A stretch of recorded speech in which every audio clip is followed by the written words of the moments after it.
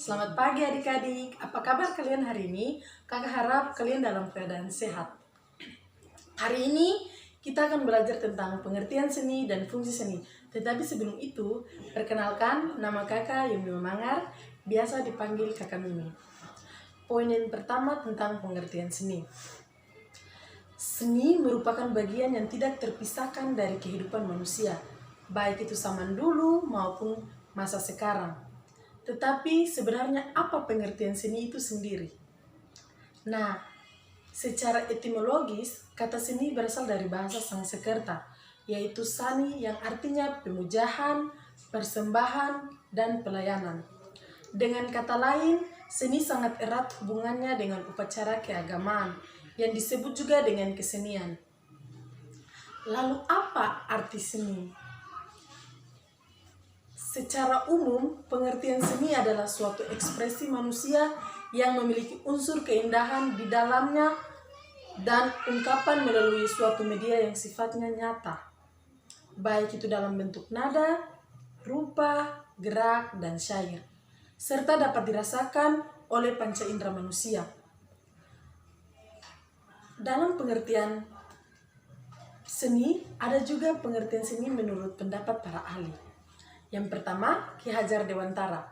Menurut Ki Hajar Dewantara, arti seni adalah hasil keindahan yang melihatnya, dan seni merupakan perbuatan manusia yang bisa mempengaruhi dan menimbulkan perasaan indah. Menurut para ahli yang kedua, Leo Tolstoy, dia berpendapat bahwa pengertian seni adalah ungkapan perasaan pencipta yang kemudian diungkapkan pada orang lain dengan harapan mereka dapat merasakan apa yang dirasakan oleh penciptanya. Poin yang kedua, fungsi seni. Secara umum, fungsi seni dibagi menjadi dua bagian, yaitu fungsi seni secara individu dan fungsi seni secara sosial. Yang pertama, fungsi seni secara individu. Bagi individu, seni memiliki fungsi sebagai alat pemenuhan kebutuhan mereka. Adapun bentuk tersebut diantaranya, yang pertama, seni sebagai alat pemenuhan kebutuhan fisik. Dalam proses pemenuhan kebutuhan fisik ini, para seniman mempunyai peranan penting dalam menciptakan berbagai benda-benda bernilai. Seni untuk pemuasan kebutuhan fisik dan memberikan kenyamanan bagi orang lain. Yang kedua, seni sebagai alat pemenuhan kebutuhan emosional. Ketika seseorang merasa stres, maka ia membutuhkan waktu untuk rekreasi, nonton bioskop, atau hal lainnya untuk meredakan tekanan jiwa. Poin yang kedua, fungsi seni secara sosial. Manusia dan makhluk sosial yang memiliki kebutuhan akan interaksi dengan orang lain dan lingkungannya.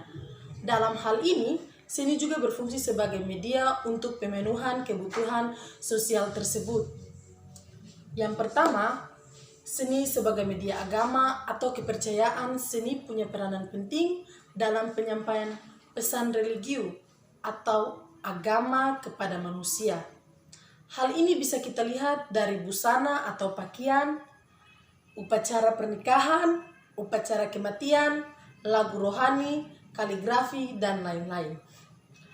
Yang kedua, seni sebagai media pendidikan. Seni juga punya peran penting dalam dunia pendidikan. Pendidikan dapat dikelompokkan dalam 3 kategori, yaitu yang pertama, pendidikan formal, yang kedua, pendidikan non-formal, yang ketiga, pendidikan informal. Yang pertama, pendidikan formal adalah pendidikan di lingkungan sekolah. Yang kedua, pendidikan non-formal adalah pendidikan di lingkungan masyarakat. Dan yang ketiga, pendidikan informal adalah pendidikan di lingkungan keluarga. Melalui seni, individu dapat belajar tentang nilai-nilai dan ilmu pengetahuan dengan cara yang menyenangkan. Melalui seni, individu dapat belajar tentang nilai-nilai dan ilmu pengetahuan dengan cara yang menyenangkan. Misalnya, seorang siswa dapat belajar musik atau drama, di mana kegiatan ini dapat mengekspresikan diri mereka kepada orang lain. Yang ketiga, seni sebagai media informasi. Melalui seni juga, kita bisa menjelaskan sesuatu kepada orang lain dengan lebih mudah. Misalnya penggunaan poster yang bernilai seni di mana di dalamnya terdapat informasi tentang bahaya narkoba, pentingnya imunisasi, dan penyampaian program pemerintah. Dan yang keempat, seni sebagai media hiburan. Sebagian besar yang berkaitan dengan hiburan mengandung unsur seni, di mana para pelaku seni dapat mengekspresikan diri secara aktif atau pasif.